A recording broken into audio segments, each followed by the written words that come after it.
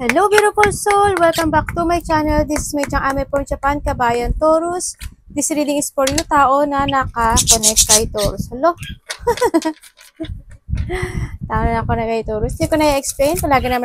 Palagi naman natin itong ginagawa, ano? Maraming salamat po na sa aking subscriber, new subscriber, cross-watcher, at sa mga bagong pasok din. Welcome na welcome kayo sa bahay ni Ate Aimee. Maraming salamat din sa nakataba na po sa inyong mga comments. At sa mga nagpa-personal reading, maraming salamat po. This is a general reading, Kabayan Taurus. Yung mga gusto magpa-personal reading, nasa baba po na video to, how to contact me. General reading tayo, Taurus, ano? Kunin mo lang sa'yo at itapon na hindi sa'yo. Maaring vice versa, maaring nangyayari, or mangyayari pala. Use your intuition, lawakan natin ang ating isipan. Pag hindi ito nag-fit sa'yo, huwag mong ipilit. Tao na nakakonect kay Taurus, anong nararamdaman mo? Kay Taurus, tataan mo, connection mo, hindi lang boyfriend, girlfriend, family, kapatid, anak, relasyon, okay?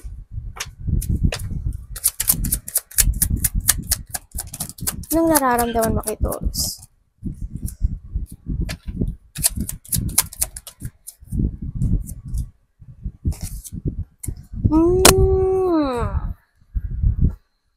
Okay.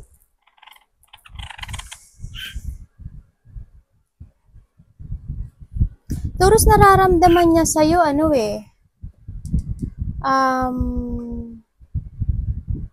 ang iniisip niya sa'yo, parang sarili mo lang ang iniisip mo. Oo, handun yung suporta mo sa kanya. Or vice versa tayo ha. Pero, nakikita ko sa kanya, kasi dito sa part na to, may tao na nagsisinungaling. May tao na nagiging unfair, or may tao dito na I don't know kung manipulative siya, or tao na may ano ba dito? May pangliling lang ako nakikita. Or maaring handoon yung nararamdaman niya sa'yo is parang sarili mo lang iniisip mo. Oo, handle nyo. Natching ako.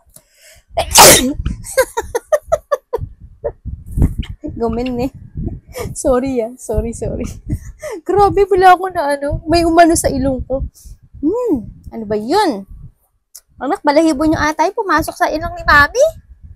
Yan ang naramdam niya sa'yo, yun nga. Parang sarili mo lang daw iniisip mo. Parang may mga inililihim ka sa kanya. And then, or vice versa tayo. Yun nga, parang nagkakaroon ka ng limitation when it comes sa kanya. Oo, handuin yung you want to support or sinusuportahan mo siya. Pero yun nga, parang daw mas magtagpo-focus ka sa mga goals mo, sa mga gusto mong ma-achieve sa buhay mo, sa mga pinapangarap mo. Ganon ang sinasabi niya. And then, nagdududa siya sa'yo eh. Or vice versa. May pagdududa. Ako nakikita. Tingnan natin, anong intention? Tao nakakonect kay Taurus. Anong nararamdaman mo kay Taurus? Ay, anong intention mo kay Taurus? Tao nakakonect kay Taurus. Intention mo. Anong intention mo?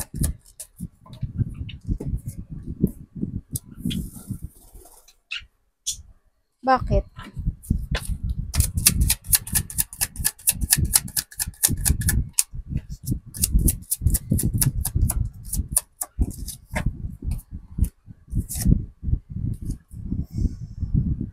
Intention niya, hindi siya alis. Hindi kanya i-withdraw. Kahit na nakakaramdam siya ng pagod sa'yo, kahit minsan magulo at magulo yung isipan niya, may mga wini-wish siya when it comes sa inyong dalawa. Yun nga, wala siyang, hindi ko nakikita na i-withdraw ka niya or vice versa tayo. Hindi ko nakikita na ano ba to?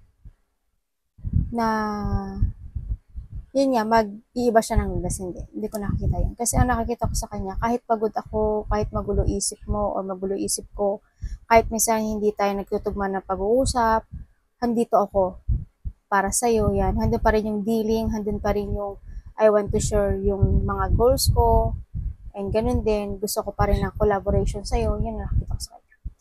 Yun ang intention niya sa'yo, to collaborate kahit na hindi kayo okay, ganun ka okay.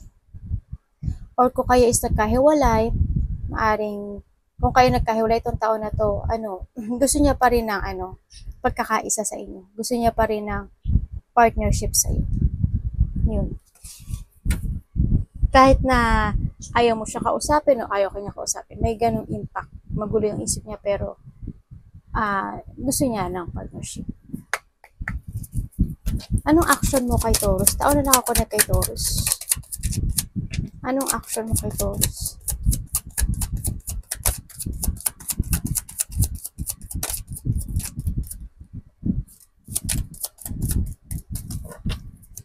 Anong action mo kay Taurus?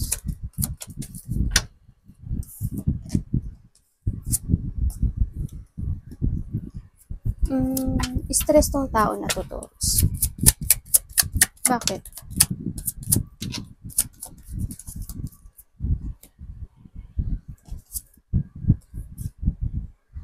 Action niya sa'yo,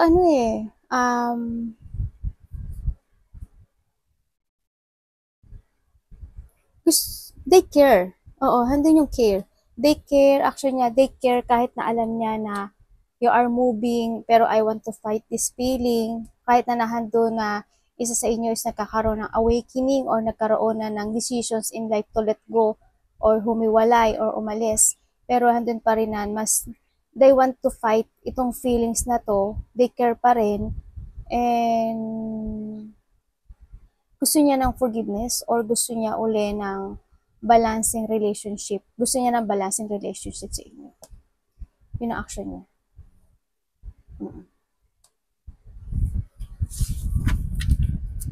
Anong nararamdaman mo, Taurus, sa taon?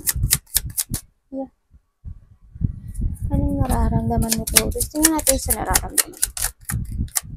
Anong nararamdaman mo? Ay, ang dami. Dami mo naman gusto sabihin, Taurus. Oh, okay. Okay.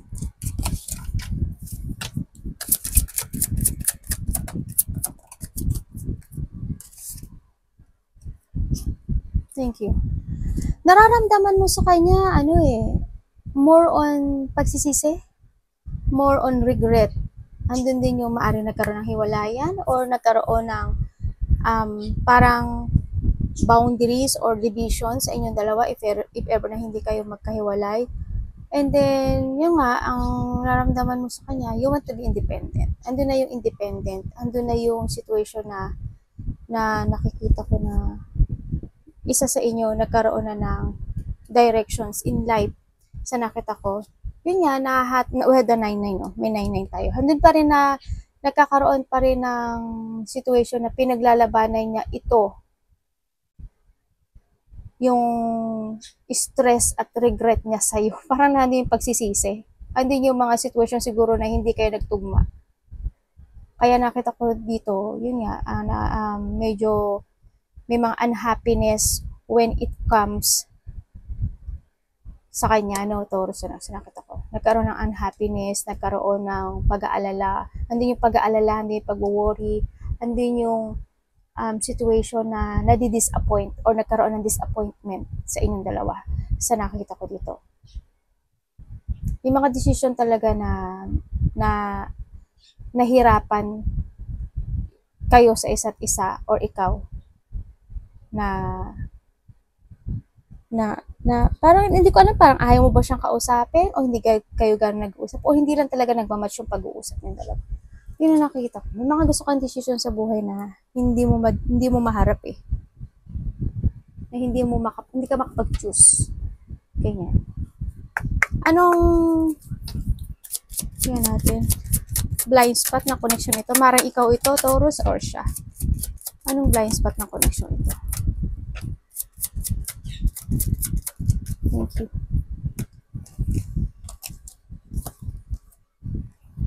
Bakit?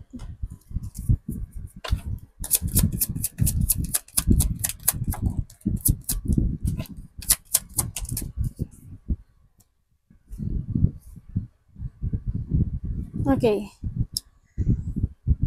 May mga sitwasyon na na may mga wini-wish ka o may mga winish ka sa tao na to or vice versa tayo na hindi natupad. There's a sadness, may mga dreams na nagsha-shatter, disappointment, and then na may mga hinihiling na unfulfill, may mga situation na magulo eh. May mga nagtataas ang ego, siguro may nagkaroon ng away dito, nagkaroon ng away, nagkaroon ng mga agreemento, nagkaroon ng mga may nairita akong dito, nairita, tsaka handun yung itong taon na to is naghahanap ng mga solutions in life. Anong gagawin ko? Bakit gano'n? Bakit ganyan? Dapat ba ganito? Dapat ba gano'n? Nagsisiyasat siya ng mga katotohanan, sarili, na nag-iisip siya kung kailangan ko nang i-withdraw. Handun yung urong-sulong yung mga situation. Mga ganun. Magulo yung isip. Actually, sa nakikita ko dito, maraming pag-iisip na bakit parang hindi yung mga kagustuhan netong tao na to na mangyari dun sa partnership nila hindi natutupad. Hindi nagpo-fulfill. Yun na nakita ko. Parang naghihintay siya na baka someday, hoping, hoping baka sakaling maganap na yung mga gusto kong para sa kanya, ganyan, or vice versa tayo. Sa iba sa inyo, dito sa sitwasyon nagkaroon kayo ng pag-aaway, maaring nahandun yung pag-iisip every night, maaring nahandun yung relationship na to na hindi nag-work out. Kaya nakita ko. Sa iba siguro na nagkahiwalay. Nagkaroon ng mga negativity kasi dito eh. Kumbaga nagkaroon ng mga anak, yung mga nag-fail, ano to, baluga, pupu dyanay, kulewa, pupu desyo. Tingnan natin. Yan, may mga nag-fail. Fail relationship, fail ng pangarap, fail ng mga inaasam sa partner, mga ganun. Tingnan natin ang energy mo, Taurus. May umalis, no?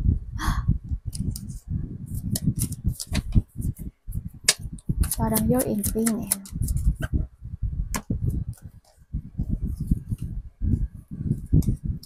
Energy, bakit po?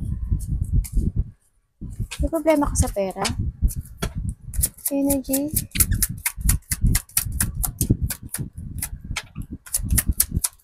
Thank you. Anak, akang yo, sole ba dami? Ale ba dami yo? Chucho mate. Dami desyo. Sole ba dami yo? Ja, olite. Nakipag-away sa anak yun. Nakipag-away sa anak, san ka? Minsan kasi ito nila makulit din kasi ito eh. Okay. Ang energy mo to this month is is pagsasaayos ng mga bagay-bagay, no? Na mga desisyon sa buhay, kumbaga handin yung situation na may mga transformation, may mga sitwasyon na ipaprogress, may mga sitwasyon na i-analyze, yan, maaring you're waiting for something na mga mangyayari sa buhay mo, or you're waiting talaga sa may mga hihintayin ka daw na resulta, may mga hihintayin ka na ipaprogress ng mga decision, mga ganon. Ang nakita ko to. Pagsasaayos, maaring iba sa inyo, maglilinis kayo ng bahay, maglilinis kayo ng may mga itatapon kayo, o may mga babaguhin siguro kayo ng mga decisions in life, thinking, thought, ganyan. Maaring may mga ilelet ko kayo, may mga situation na i-end nyo, ganyan, sa iba.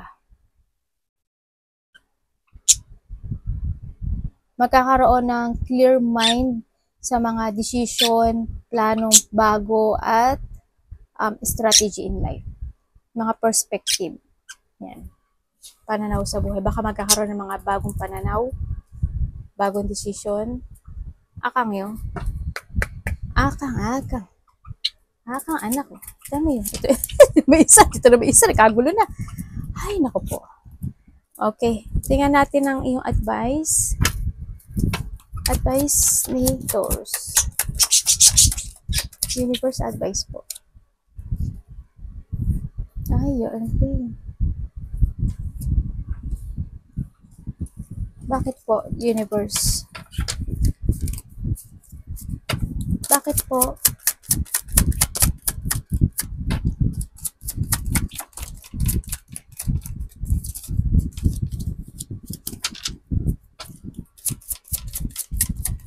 Thank you. Dami. Ayun.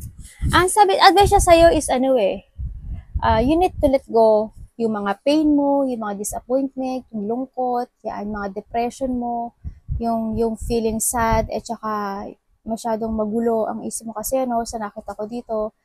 And choose your battle, syempre. Choose yourself to think for the happiness, to think yung mga goals mo, to think yung mga dreams in life mo, and yun nga, i-let go yung mga dapat i-let go, and need to be patient, trust your intuition sa mga decision para magkaroon ka ng mga decision na tama, and yun nga, patient to make a choice right, then sa nakikita ko dito, and be happy. Yan, be happy with it comes to your family, close relationship, ganyan. Enjoy life lang. Ang sinasabi to, enjoy life. Kumbaga, huwag kang masyadong ma-frustrate, huwag kang masyadong ma-depress, huwag kang masyadong mag-focus sa pain, and let go. Let go mo yung lahat na yun. So, nakita ko to. Harapin yung takot. Siyempre, make a decision. Kung ano yung mga magiging decision, if you want to crossroad. If you want to change sa mga decision mo, mag-change ka. Kung ano man yung mga magiging resulta nun, accept. No? And syempre, ikat ang mga dapat ikat, true to yourself, and you need to see the fact before kang mag-decision din, sinasabi dito. You see. Overall energy ni Taurus. Saka magsalita ka rin daw. Overall energy ni Taurus.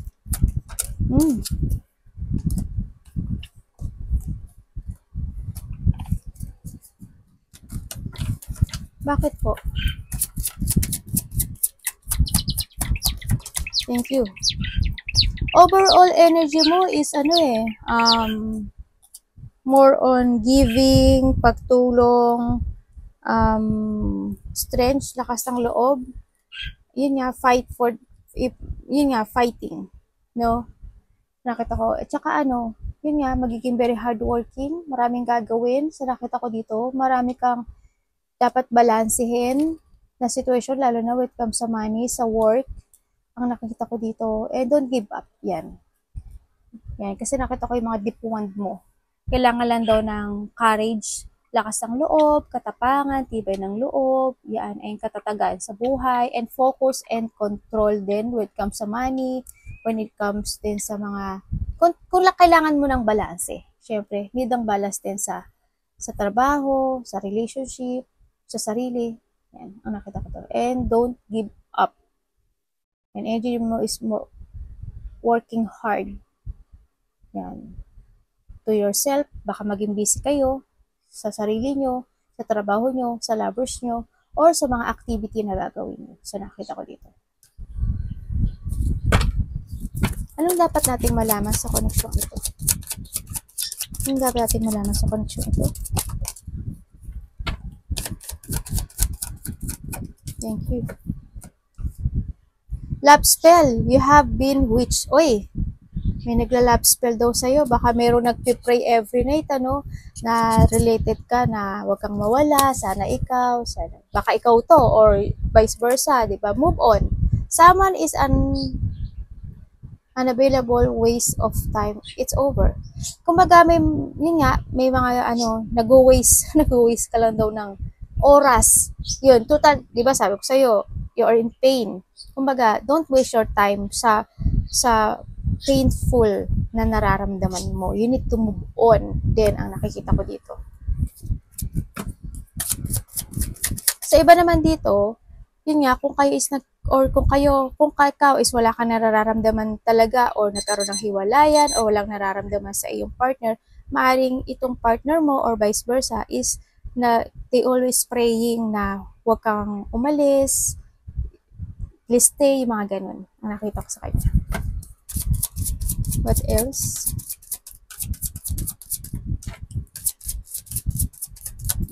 Ay.